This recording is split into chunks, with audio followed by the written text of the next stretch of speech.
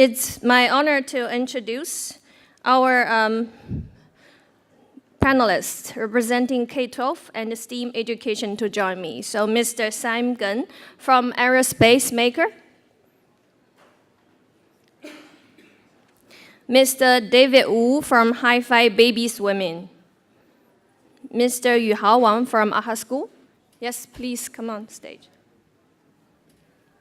And Mr. Davy Shane from GSV Academy.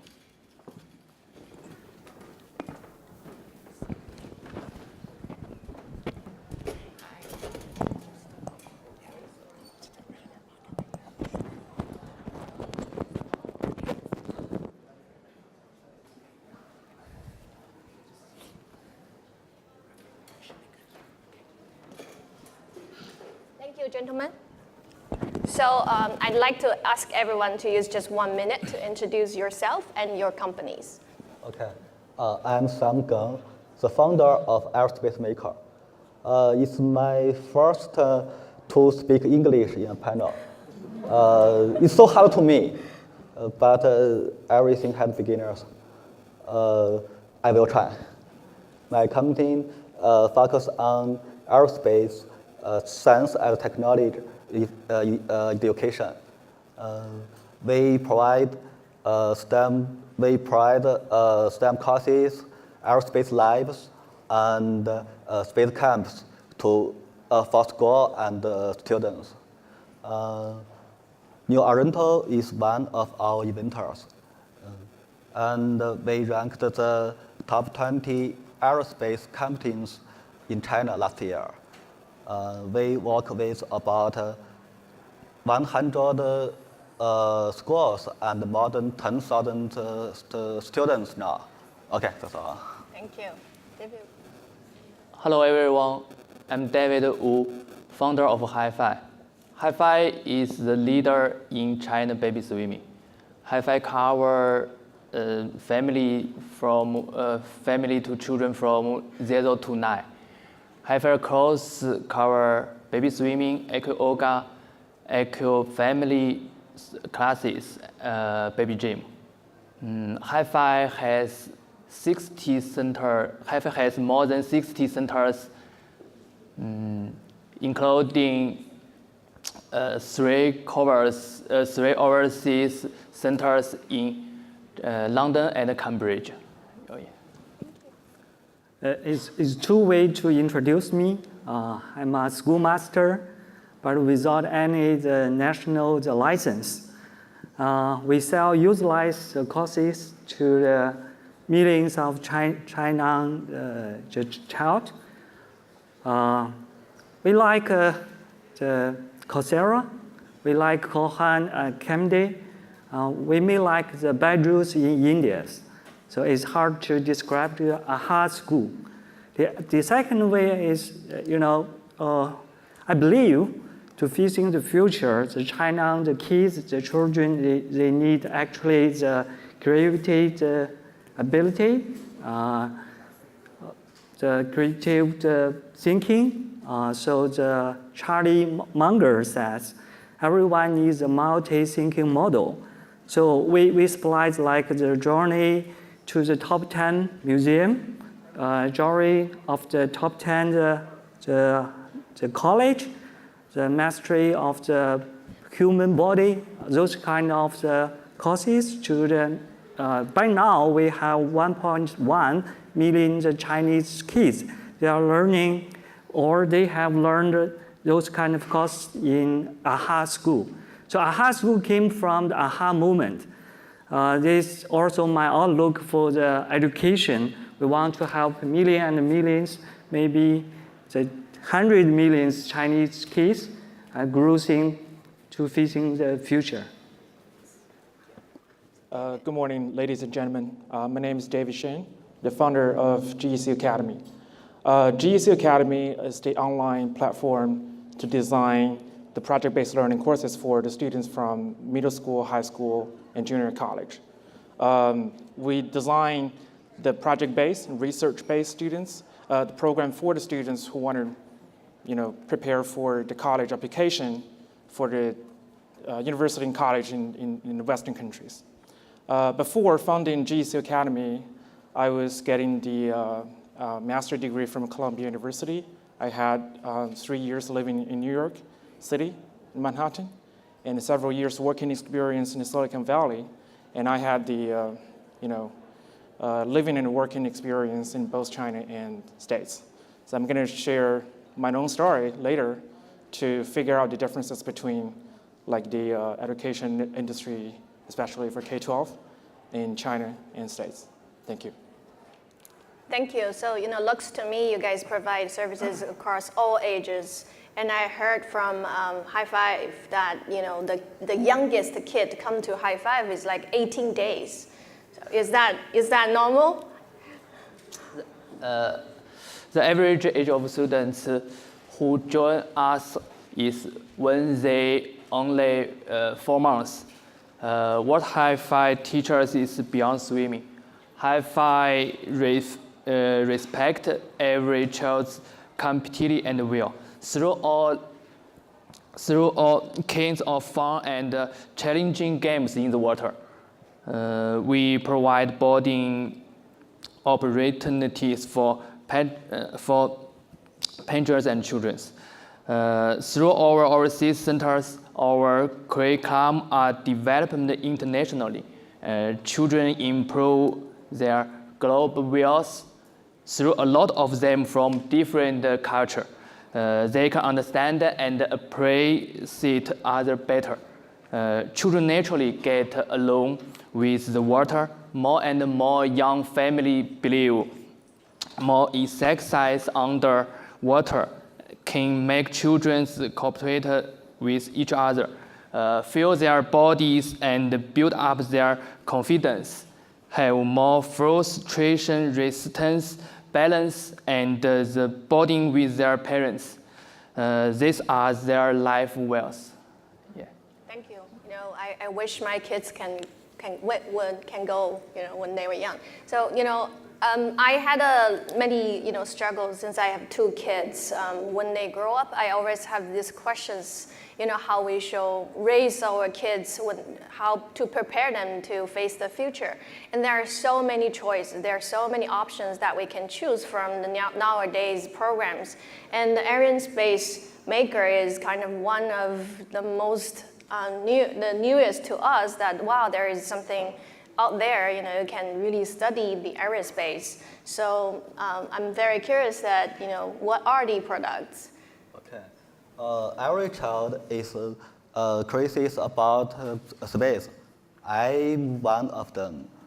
Since I was young, I learned space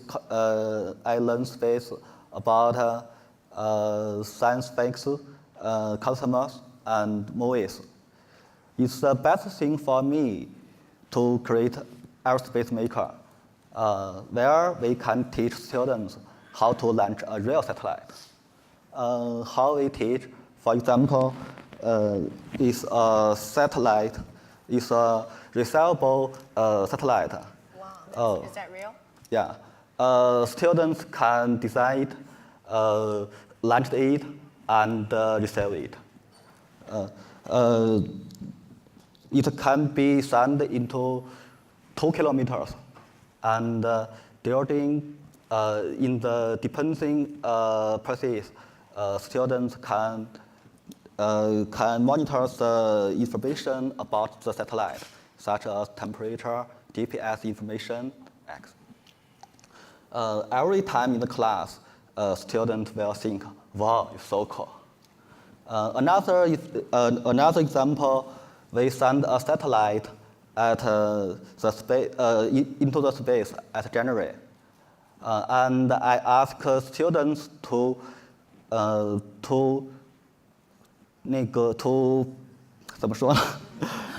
and I ask students to put their Python program into the satellite every week.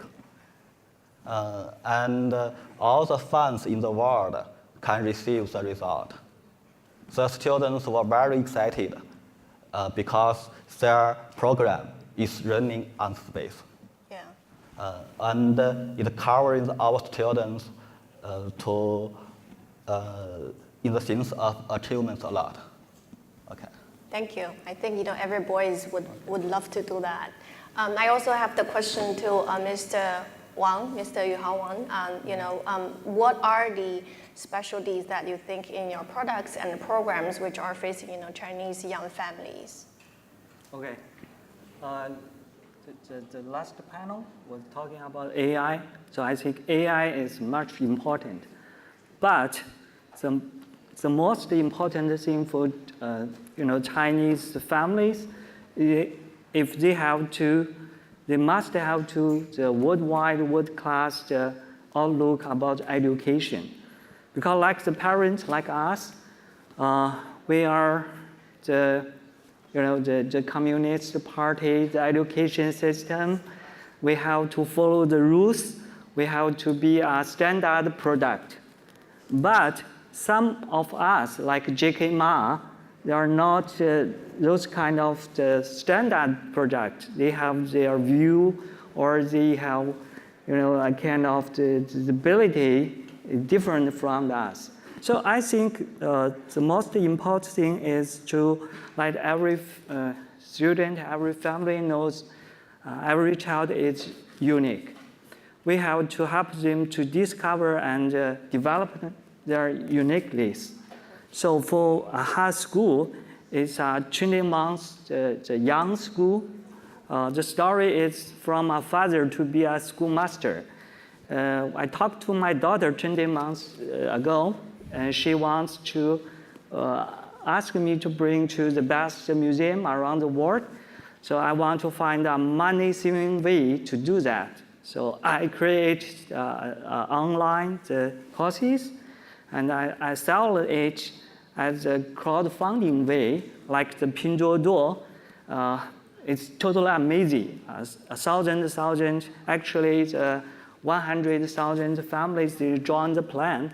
So start from the top museum. Right now we have close to the 200 those kind of courses online. It's like the Camden, but we charge. We charge for each course like several dollars. So last year we have very good income. It's over like the $7 million US dollars income. So I was so surprised because this company was not being designed. It's just coming out as the surprise. So I understand. I know more and more families, we have to really believe and help the children to develop their uniqueness, because there are only number one in each class. So looking forward, in next 5 years, 10 years, we want to help every child, or probably 80% of them, more than 80% of them, to have a courage, they feel confidence. And they can swimming, or while playing all kind of each magic tube, what kind of things, but they have the confidence. They will join the future. I mean, the future definitely will like the network structure, the society. They be one point of it. They have their unique value. So that's what I saw.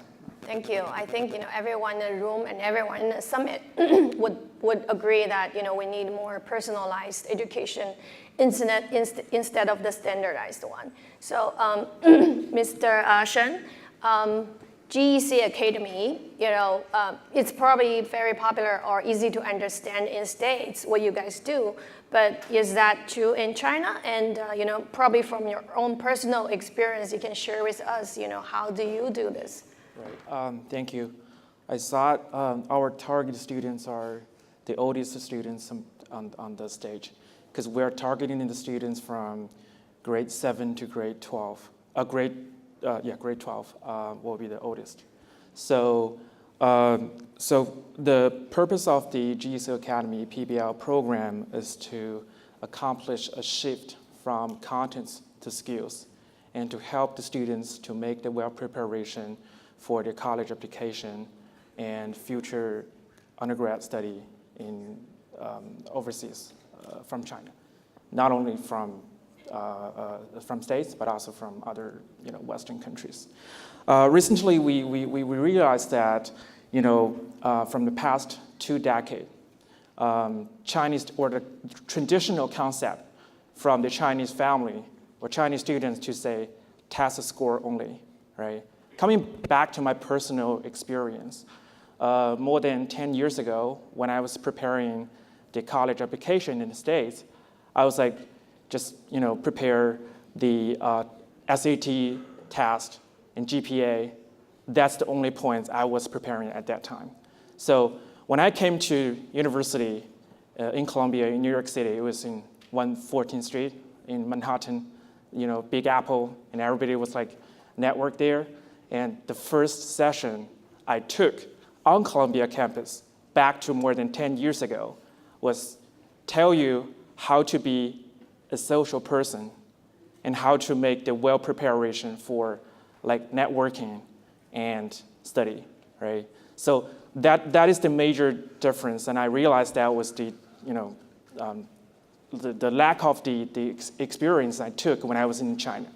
So after 10 years, and I want to move forward the concept to tell the parents, the students, the educators in China to realize that the test score is not your only standalone. I should say it's very important, but I have to raise their a word from Stanford University admission officer to say intellectual vitality, okay? Because we'll have some audience here in Chinese, so it means 智力的活跃度. Okay, so intellectual vitality is to tell the students how to make the well preparation. So for the past 3 years, we were collaborating with the faculty from the top 30 university and college from all around the world to design the research and project-based learning courses online for the students from middle school and high school. And I should second the opinion from Mr. Wang and Mr. Geng that we want to create a uniqueness for the students to make their future application. And I should say, getting the offer from the university is not their final goal, but it's a milestone, right? Because you have to complete your undergrad study and future career path. So we have done like more than 300 different projects and different topics to be associated with the existing course system like IB, A-Level, IP, and IGCSE. And I saw that someone will be familiar with the international course system, because for IB, DP, and MYP, they have their personal project, and they have the part of the project or critical thinking program in the existing course system. So that is what we are doing. Okay. Thank you. So when we are thinking of K12 and STEAM education, we are thinking of English, we are thinking of math and science classes, but what you guys do is quite unique in different sectors that you guys are in. So my last question would be, to share with us, why do you think you guys can have such, success in China, and why China? Maybe you can start with Mr. Wu. Chinese parents are open-minded and willing to try and pay. They have already realized the interpretation of great physics and fitness. We have been constantly investing in the curriculum development. And I'm very proud HighFive now has the world-class courses and can help more children in their early lives. Mr. Sam? Okay. For example, a student in Bai School, when he started, he was grade 8, and he is not the top student in his class, and he didn't know what to do in the future. He found his passion in aerospace, and in order to solve the problems, he improved his math, physics, and leadership. And he was admitted to Tsinghua University, the best engineering university in China last year. And this is what has been driven me to among the way. And I hope with the Chinese young family, we will have our Chinese vision Elon Musk in the very near future. And I do think it will happen very soon, very soon.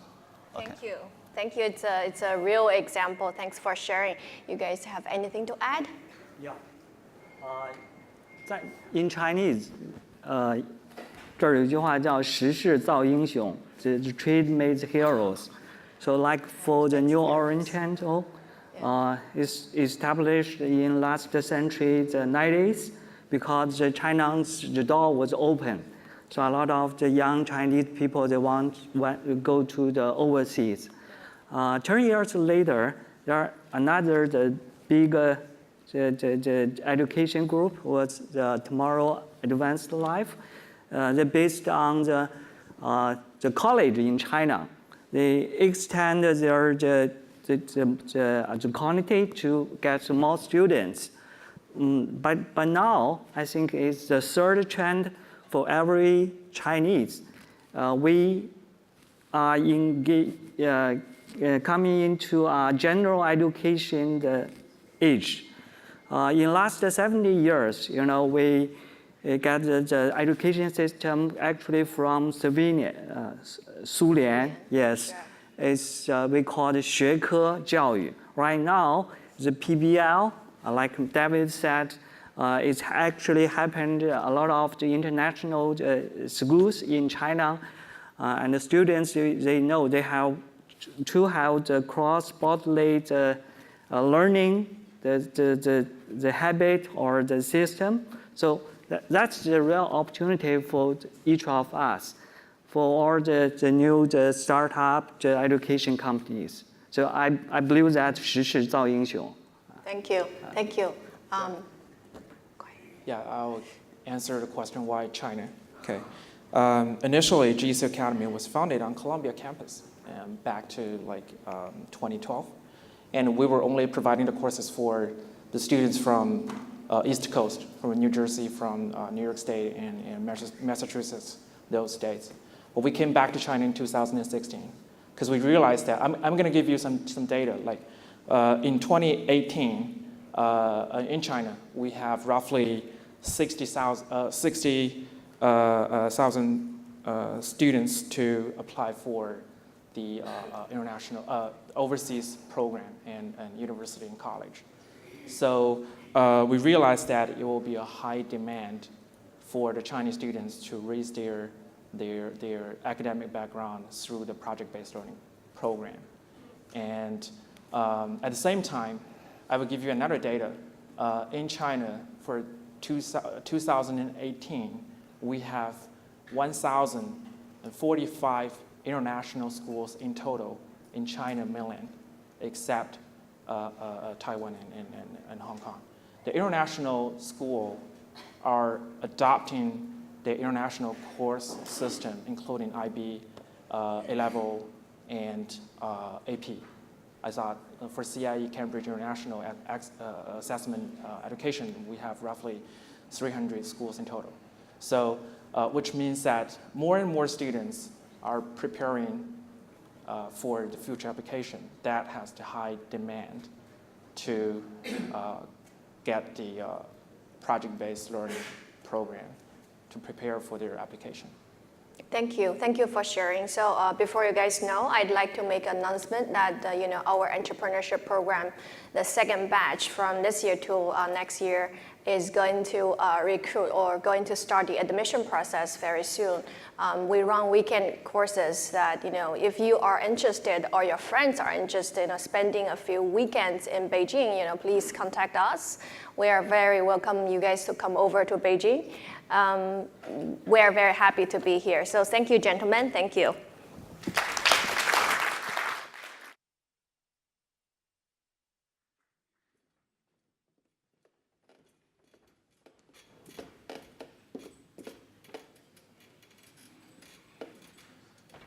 Thank you very much, panel.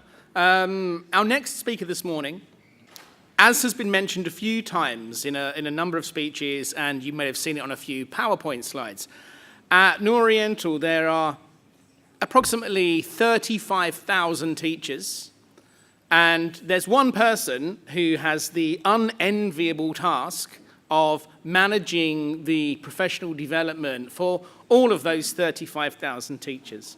And she will tell you something about that this morning. So here she is, Jocelyn Wang.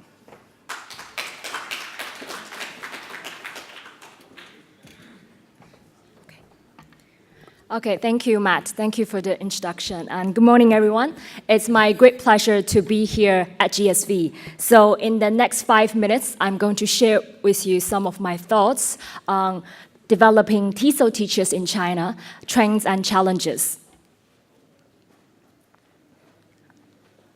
Well, as we can see here, the English language landscape is very vast in China, actually. You can see TESOL teachers are engaged in English study at all levels from very, very young age, starting from age 2 to teenagers, preparing for domestic exams, middle high school exams, middle and high school, even university entrance exams, and also CET 6 and CET 4, that is the college English test, band 4 and 6, as well as international exams, TOEFL and IELTS, and adult vocational courses. So one of the first challenges that we are facing is we have millions of teachers in China teaching learners for different purposes and with different needs. And also, these teachings occurs in different circumstances from big modern cities in China and also less developed rural areas in China.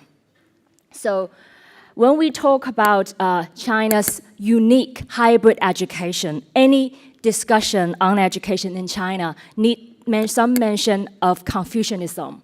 And as we all know, it has an ongoing influence in China for about 2,500 years. So as you can see, at the end of the 19th century, Chinese education has influenced by a Japanese model, which was largely based on a French model.